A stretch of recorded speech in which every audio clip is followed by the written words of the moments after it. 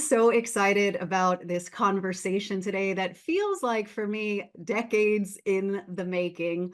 I will say this right off the bat that the conversation we're having today is not one that I ever thought that I would be having, but one that I am so grateful to be having. My guest today is Marianne Williamson.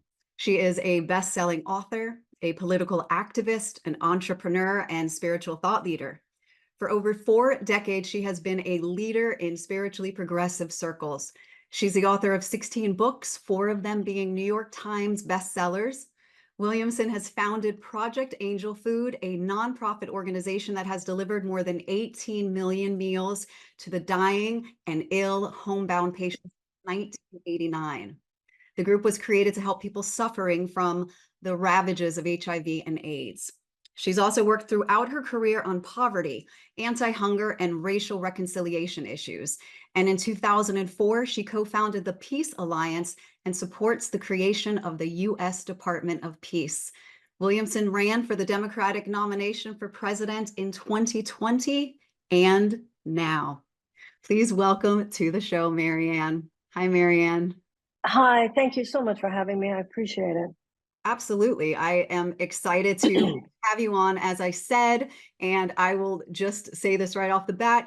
This conversation that we're having, the languaging, the full understanding of everything is not something that does come naturally to me, but what does and what inspires me and moves me towards the work that you're doing is, number one, your heart, your compassion, your decency, your morals, your beliefs. Thank you. You're standing on the front lines of issues. And so that's why I want to have this conversation, because I want people to understand more so of who you are outside of the great work that you've done in the book, in the writing world.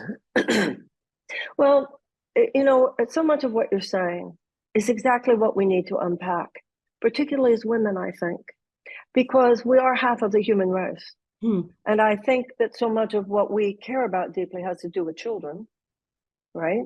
So there is a very technocratic, rationalistic conversation, very paternalistic, with which we discuss political issues in the society. And it's a language and a contextualization that is a turnoff to a lot of women, and it's a turnoff to a lot of spiritual seekers. But I've been saying for years within the transformational higher consciousness community, those of us who are seeking to transform the heart are the last people who should be sitting out the great political, economic, and social questions of our day. Because if you know what changes one heart, you're the one who has a clue as to what would change the world. Now, I understand how politics is such a toxic realm. I understand it more now than ever, trust me. Yeah. But if all we say is, it's so toxic, I don't want to have anything to do with it, that's like an oncologist saying, ooh, cancer, ooh, let's talk about happy things. Right. Some things, we say what you focus on expands. Some things, such as cancer cells, expand if you don't focus on them. So I have felt for a long time that I've always related to what Mahatma Gandhi said. He said, politics should be sacred. Politics, he wasn't talking about doctrine or dogma. He was talking about a place in the heart. It shouldn't be a conversation disconnected from the heart. And that's not only the problem with politics, it's the problem with the world. And if your individual behavior is separated from the heart, has no love, has no soul, has no ethical consideration or responsibility, things go wrong in your personal life. All that politics is our collective experience and our collective behavior. That's why Gandhi said, is not politics a part of Dharma too? We have our individual lives to be accountable for, but particularly in a country like this, right living includes right citizenship, which means we also have to take individual responsibility for our collective behavior. So, in A Course in Miracles, it talks about, as does any serious spiritual path, we're meant to be a light in the darkness. You can't just be a light in the light. We're not sent to be a light unto the light. We're sent to be a light into the darkness. And what does that mean? It means that we're sent to whatever area we find ourselves in, whether it's a podcast, a book, business, science, relationships, whatever, to be the presence of an alternative, better way of doing things. And that can't be everything but politics. Now, I'm of an age where when I was in college, we read Ram Dass and Alan Watts in the morning. We went to anti-war, Vietnam War, anti-war protests in the afternoon. Mm. Nobody thought that you had to choose which one. There wasn't this concept of false categories. No one would have said, stay in your lane. We're multidimensional human beings, and our citizenship should be multidimensional too. Our citizenship shouldn't just be this conversation. That's what's wrong with politics. So our political conversation should be bringing all of ourselves. That's why, as women, as spiritual seekers, who would be the first to say, where's the love in withholding those school lunches? Where's the love in doing that to our earth or to people on the other side of the world? Of course, we're turned off by how heartless a lot of public policy is, but to me, that's not a reason to not be there. It's a reason to be there. So I think that where we are living today, we can't just stay in the me conversation. We have to move into the we. And I don't think it's about learning their language. It's about bringing our language. And that's particularly important, by the way, because I had been so mocked and demeaned because they don't want people who are bringing a new dimension of the conversation. Mm-hmm. So they mock, they demean, and that's an issue right there, because I think a lot of people would say, look what they did to her. So I don't want to go there. They made fun of her. Now, if I start doing that, they'll make fun of me. Mm-hmm. And I don't want to be, treated that way or whatever. This is the time for courage. So that's how I feel. And I'm not talking about, I remember when I first started with political activity, some people acted like, why did you leave the Course in Miracles? Or why did you change? I'm like, what? I see that in your comments all the time. Like, what are you talking about? The love that will save the world cannot just be love for my children. It has to be love for our children. It has to be love for children on the other side of town. It has to be love for the children on the other side of the world. This is about love. It's not about love. So I think that the spiritual and transformational community found a very convenient niche. And it worked. I mean, I know that. Mm-hmm. We can write books, we can sell books, we can have podcasts, we can do conferences. And the power structure doesn't care. The power structure is happy about that. It's entrepreneurial. Good luck to you. Mm-hmm. But don't you try to change anything fundamental now. So we can go to all these nice conferences. Look around you. Who's there? The poorest of the poor are not there. Those who are struggling the most are not there. I mean, maybe they got a scholarship and they're there. Mm-hmm. But it becomes so it was interesting to me. What I saw is that it was convenient for us that no one took us seriously. It worked for both sides. Wow. We don't need you to take us seriously. We're over here having fun at conferences. Now, meanwhile, I think both they and we are underestimating how much power we have if we speak. There are millions of us. I've heard people say, well, she didn't emerge from a movement. Ours is a movement. Non-denominational spiritual seeking has become a massive movement. And one of the things that I like about it, we have Republicans and Democrats. There are people on the left and people on the right.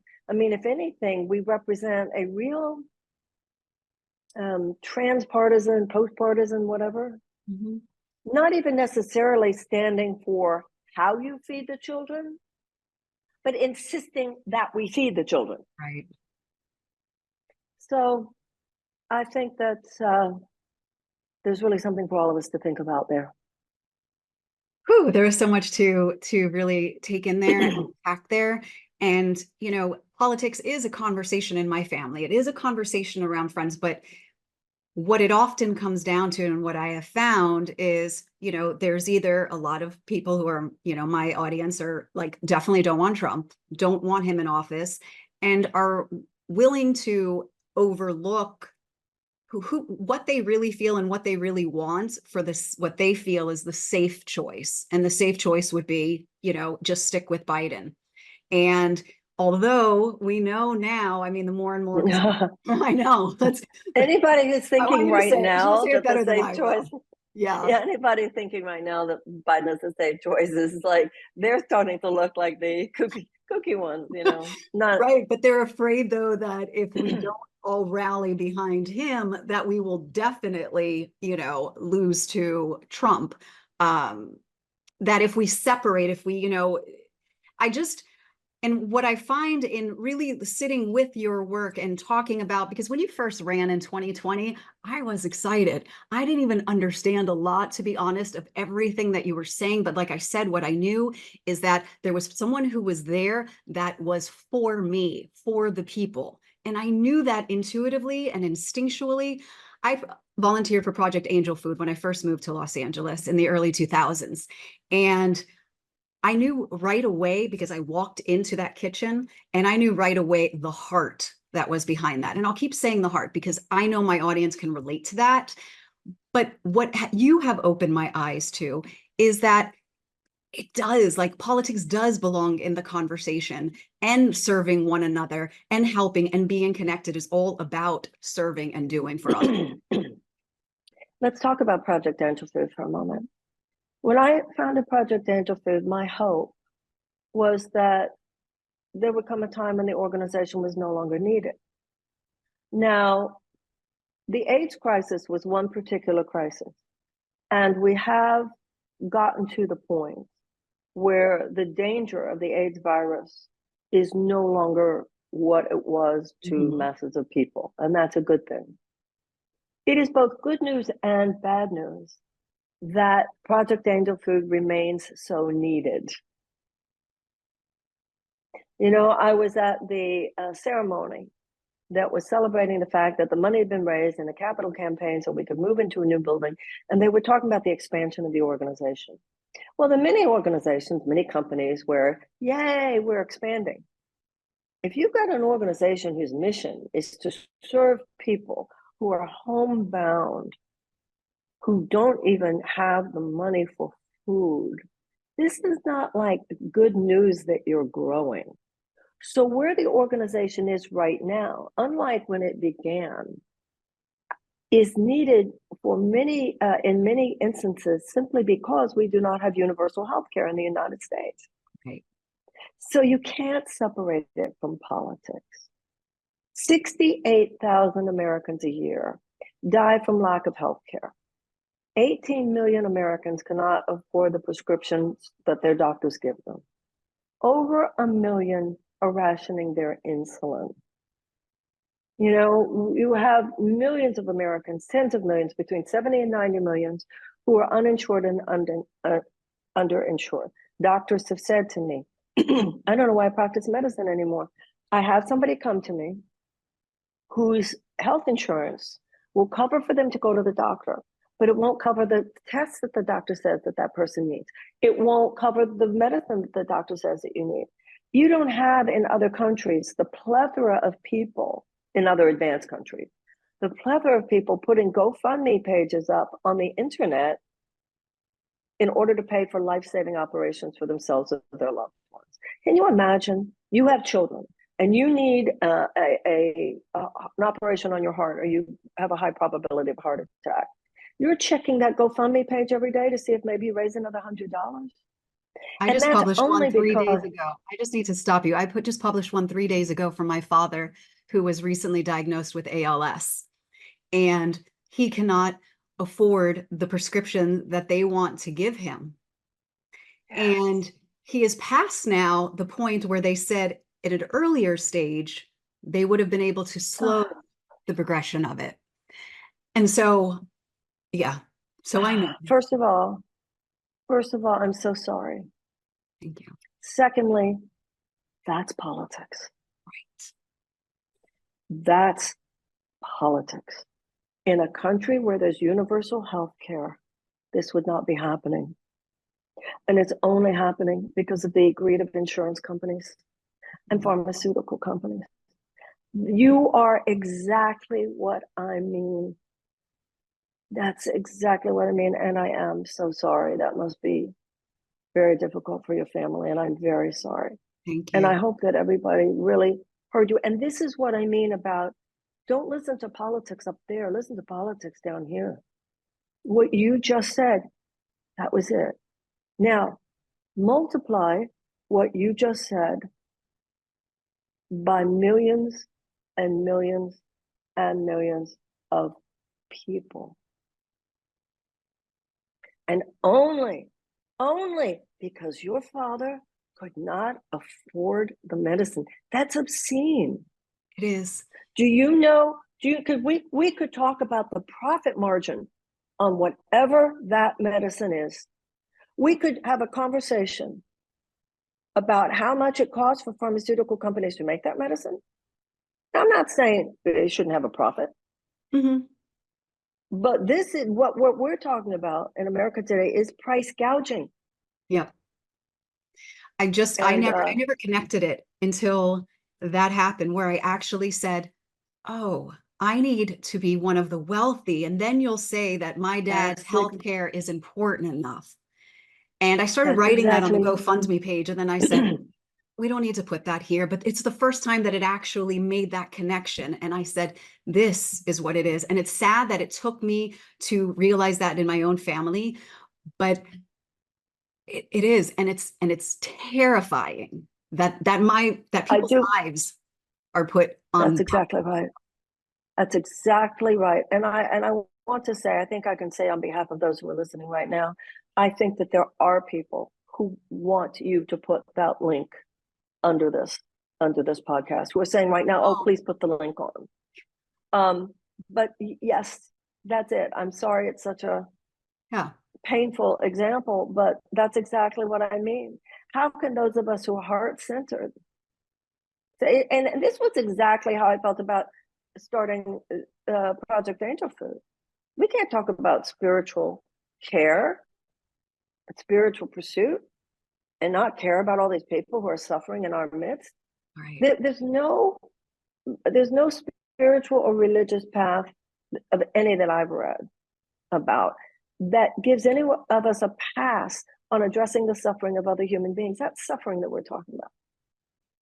It really has, just like I said, brought to light how important these policies to the everyday person, or the people who don't want to get involved, or the people who don't understand how this does affect us. And I mean, and I've gotten it at smaller glances, when I've had to go to doctors that aren't the best because of my insurance, because of what I can pay every month. And so I've had surgeries that are, botched, things like that. And so I've gotten it, but I think, like I said, I got it on a different level when it became someone's life. And this is, you can't have a democracy where the money to stay, what it takes to stay alive is only reasonably guaranteed if you are wealthy. That's everything America is not supposed to be. Right. It's supposed to be a thriving middle class. Yeah. Marianne, I feel like, and this could be an ignorant thing, but I feel like the reason why a lot of people at first voted for Trump was because to them, he represented something different than a politician. And yeah, I think that's very true, but I also think they were conned. Oh, for sure. Yeah. So I think he offers a lot of false hope. Yes. But on the other hand, I think the problem with the Democrats is that they have not offered enough real hope. And that's why I'm running. if you're not offering universal health care and you're not offering tuition-free college and tech school, and if you're not offering affordable housing, and you're not talking about a guaranteed living wage, and you're not talking about a way out of all these forever wars, and you're not talking about what we're going to do about the drug war and all the addicted people in this country, and you're not talking about what are we going to do about all these fires and all these floods and all these hurricanes, then what are you? It's not just who Donald Trump is, it's who are we? You know, the majority of Americans do not want a president who thinks that climate change is a hoax. The majority of Americans did not want the overturning of Roe v. Wade. The majority of Americans are appalled by the fact that, as the former Secretary of Defense under Trump has said on 60 Minutes, that there was a time when Trump was president, when there was a protest going on, and he said to Mark Esper, his defense secretary, well, can't you just shoot them or something? Can't you just shoot them in the legs or something? The vast majority of Americans don't like the fact that more and more money is given to huge corporate interests, and corporations are just invited into these government agencies. That's what, behind the sort of Carnival Barker Act, that's what Trump actually stands for. But we're not going to win by just saying Trump bad. Right. Because for millions and millions of people in this country, in their everyday experience, it doesn't really matter who's president. Nothing fundamentally changes. And that's why in my campaign, it's about fundamental change. I see the economy in the United States, and I think what we're talking about with your father, that is economics. People say, I don't want to talk about economics. That's economics.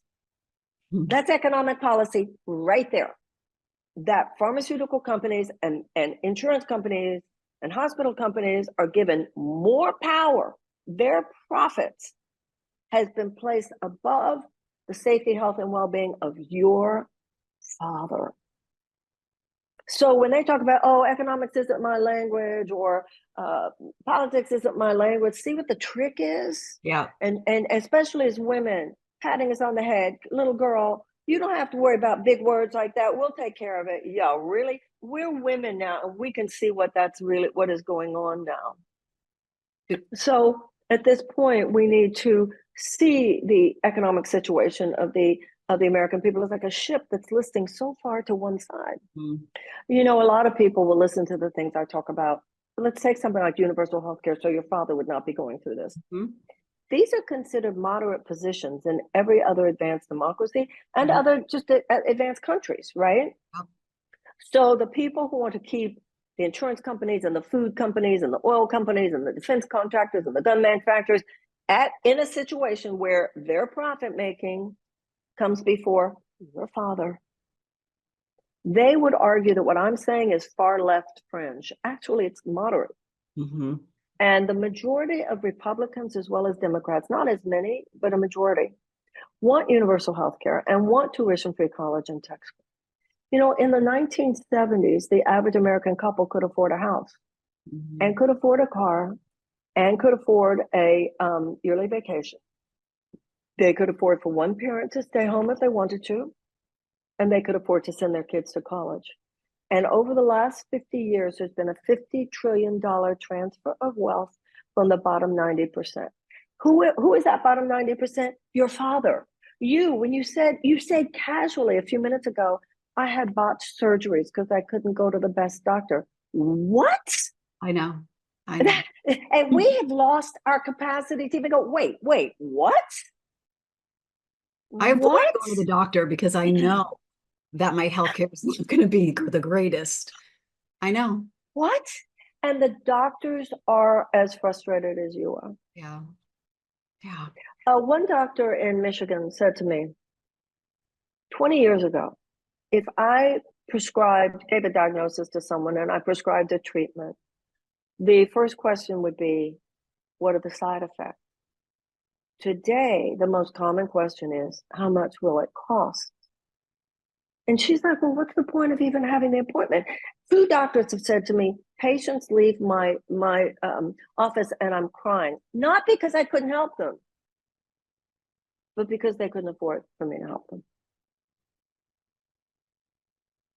I wonder, so as I listen to this and I think about, again, I keep coming from my audience because those are the ones that need to be able to say your name and be able to talk about what it is that you are starting. Because what's happening and what I see and I know is that the media paints you, or doesn't paint you at all, although you're getting a lot more coverage right now, which I love. But the media paints you as, the new age guru. Like, people know you because your works are Kooky, kooky, right? The kooky friends. crystal. Not serious, not Yeah. serious. And I watch you on these panels.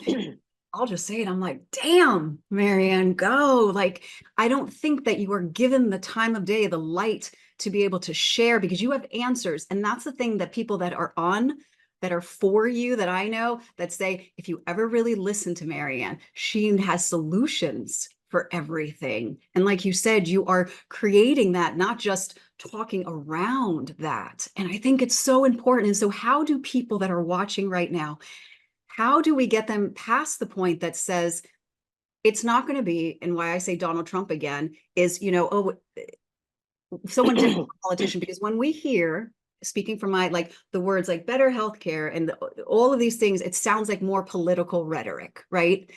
How do we get people to see past that, to be able to show up and, I don't even know, vote for you, throw your name? Well, there are a couple of things. First of all, if people want to know the actual policies I'm talking about, please go to Marianne2024.com. Look at the issues. This idea that I'm not serious, I'm really the only serious candidate who's talked about what are we going to do about the healthcare? What are we going to do about housing? What are we going to do about the climate change? What are we going to do about all of these things? But also, we have to grow up. The age of the ditzy woman is over. Mm-hmm. So, it's kind of like we've all read the books about narcissists now. We've all read the books about the sociopath next door. We've all read or experienced enough about addiction. We get sophisticated when we want to. Mm-hmm. And once you learn about narcissism and sociopaths and the way addiction works, you grow up real fast and you go, mm-hmm. So when you say, how do we get past words like healthcare? No, it's like we go, mm-hmm. And we say, yeah, what they're really saying is profits for health insurance companies. We have to, it's like anything else, once you realize the game that's being played there and the way the conversation has been purposely kept devoid of the human element that we so crave, you realize that's the game. They're trying to make you feel nothing for me to think about there. That's not for me to think about. And then you go, wait a minute, my dad can't afford his medicine that would keep him alive. That's how, the patriarchal works, etc. Yeah. And this idea of burning at the stake, the witch who says differently is ancient. I have felt that way with my campaign. She's crazy. She's kooky. She's mean. I mean, it's like, what is this, 16th century European villages? Well, they even brush it as idealistic. I just saw that on the Pierce. Yeah. But I called him on that because I've experienced enough now. I've spent so much time in my life. Oh, I wish I'd said, oh, I wish I'd come back. So I took the time to come back and I said, remember, he said, well, I'm not into this idealism and philosophical stuff. I said, it's not idealism, philosophical stuff to talk about healthcare to someone who doesn't have it, or to talk about someone having to work 2 or 3 jobs in order to pay the rent. And he did nod. Whenever people talk like that, this is the answer. Let me guess. I bet you have healthcare, don't you? Anytime somebody says something like that, this is how you respond. Let me guess. I bet you can live on just one job, can't you? I bet you can afford to send your kids to college, can't you? That's so true. You have to be really privileged to think, oh, those things are just, and of course, calling that idealistic, healthcare idealistic. I know. That's, if you said that to any European, they would go, this is not idealistic, my healthcare. My father has ALS. I mean, yeah, I think they hear the word hope and inspiration, and immediately they're boxing you into the motivation speaker, the one that that's what that felt like watching that, the brush off of that. Yeah. Yeah, it's interesting though, because everything that they make fun of is what is needed in order to defeat Yes. Donald Trump. Yes. And would they have said that about Martin Luther King? Martin Luther King said, we need a new dimension of love injected into the veins of human civilization. Or Gandhi, who said, politics should be sacred.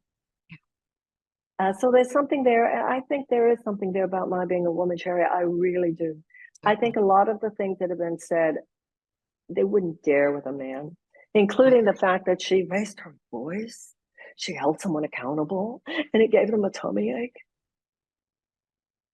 You know, there was an article about Biden getting very angry in the Oval Office and his temper. And the article went on to say that if somebody comes into a meeting with him, and this was before all this current drama, that if someone came into the meeting with him and they weren't prepared for the meeting and they couldn't answer his questions, that he would get very angry, say, get the fuck out of my sight, get out of here. Well, you know what? If you're working for the president of the United States and you walk into the Oval Office for a meeting and you are not prepared to answer the questions that the president has for you. Right. I mean, style, yes, but substance.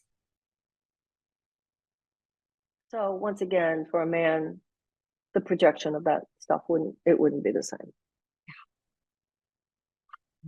And I also think I want to talk about the notion of sisterhood. When I was growing up, my first exposure to feminist thought was like in the 1970s. And it was absolutely clear to everyone that none of us were getting there unless all of us were getting there. And this notion of sisterhood meant so much. Today, like when I think of some of the things that have been attacks and smears and character assassination towards me, a lot of it came from women. Because they're making their money inside that machine, blah, blah, blah. So we've lost our sense that no, you don't put down another woman, you don't walk over another woman to build up your career.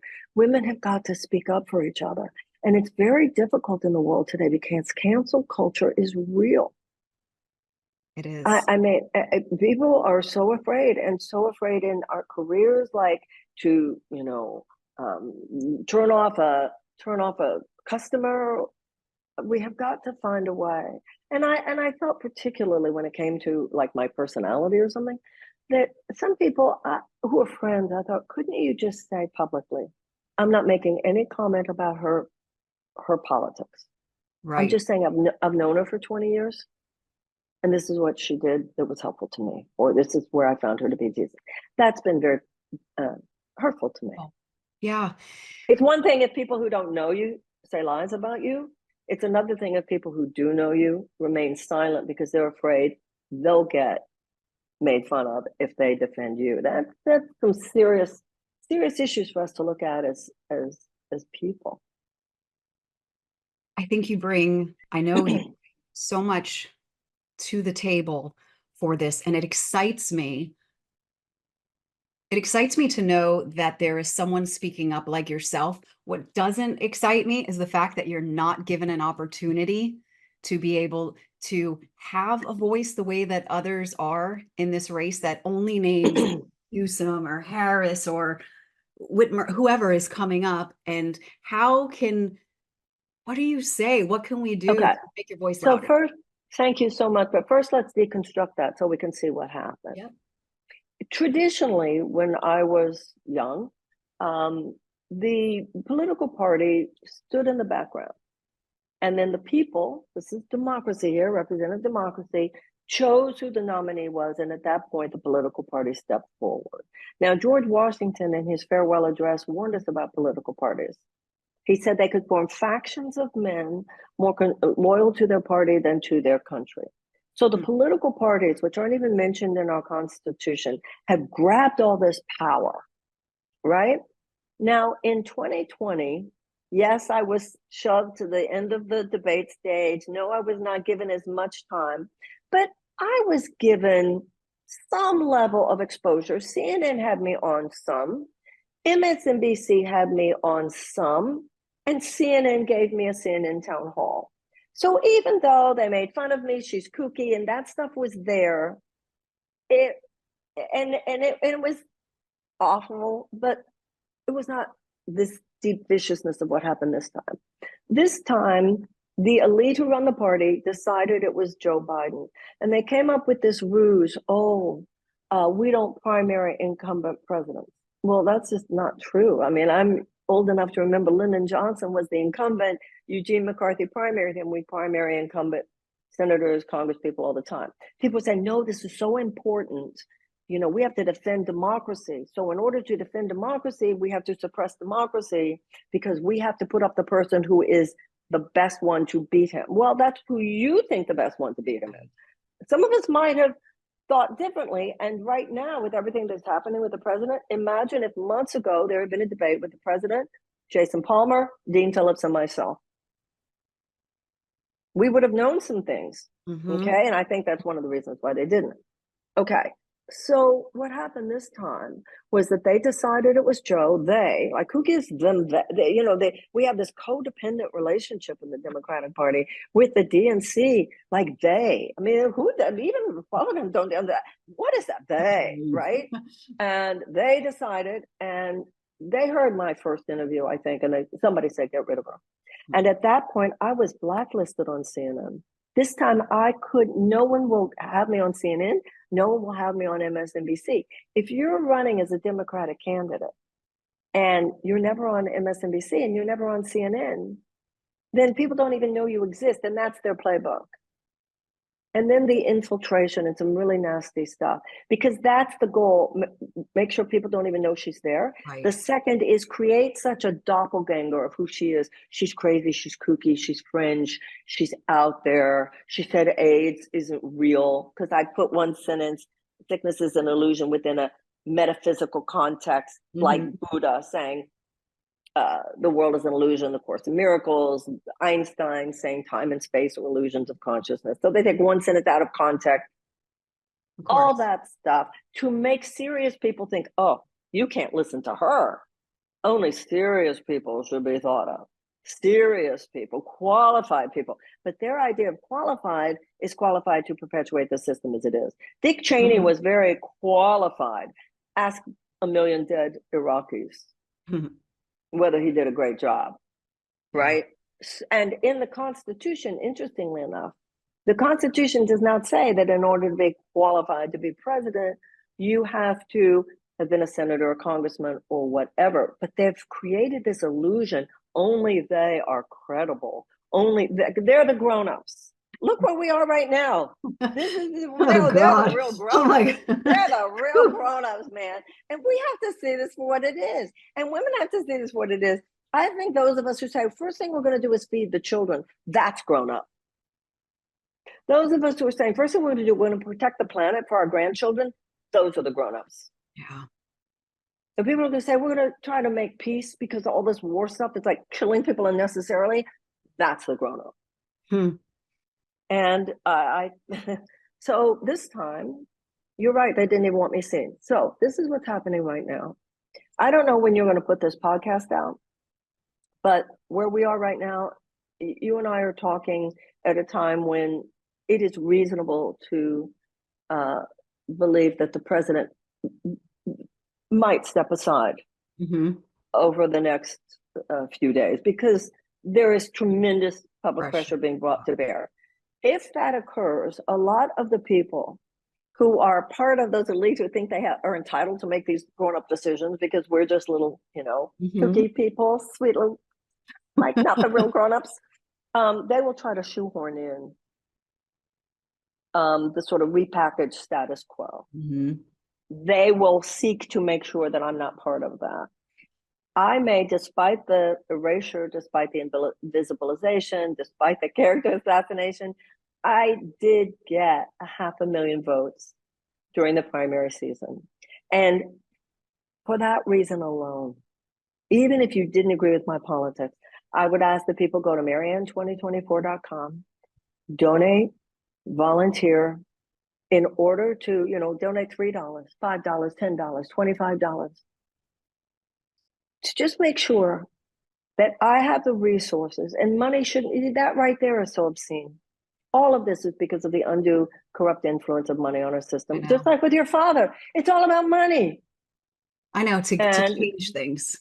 you should not have to have a lot of money to get health care in this country, and you should not have to have a lot of money to participate in the elections. Right. That just money should not be the decider, but it has become that. And money, that kind of money, has replaced democracy as our bottom line. So that's what's happening now. And I spoke to someone this morning. I don't want to say who it was because I'm not sure he'd want me to be talking about it publicly, but someone whose voice matters and all this.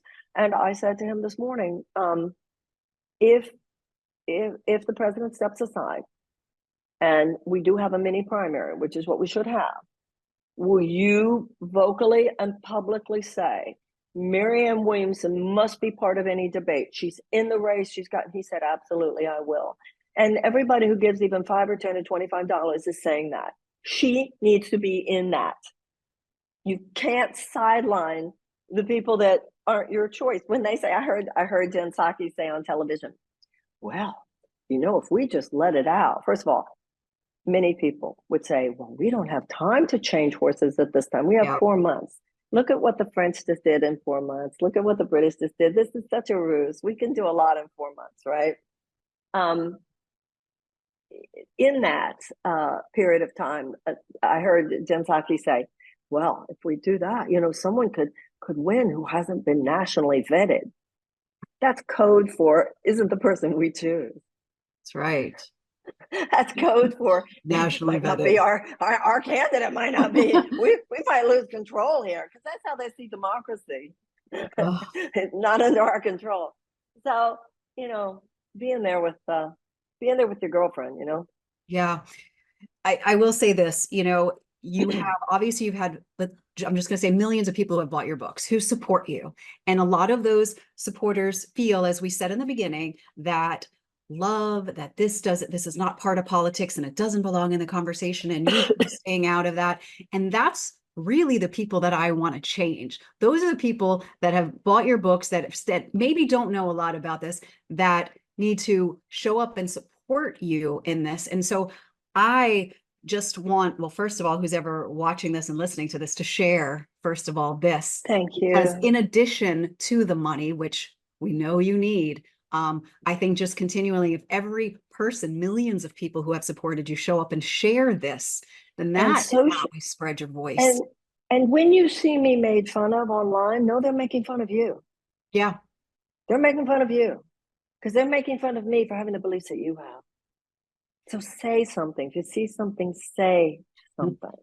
It's funny, right? Spiritual people say that, we believe in love and light, and not realizing what is happening in this country is everything but that, and that we need somebody to step forward.